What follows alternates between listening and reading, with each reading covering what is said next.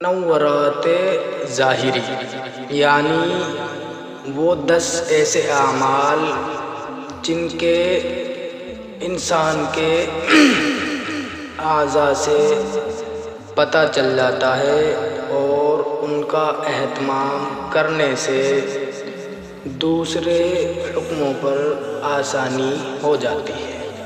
Number 1 نماز، number 2 زکوٰۃ و خیرات، نمبر 3 روزہ، نمبر 4 حج، نمبر 5 تلاوت قرآن پاک، اور نمبر 6 حلال رزق، طلب حلال، نمبر 7 مسلمانوں کے حقوق کی حفاظت کرنا، اور نمبر 8 اتباع سنت، اور نمبر 10 اچھی بات کہنا اور بری باتوں سے روکنا یعنی رکنا۔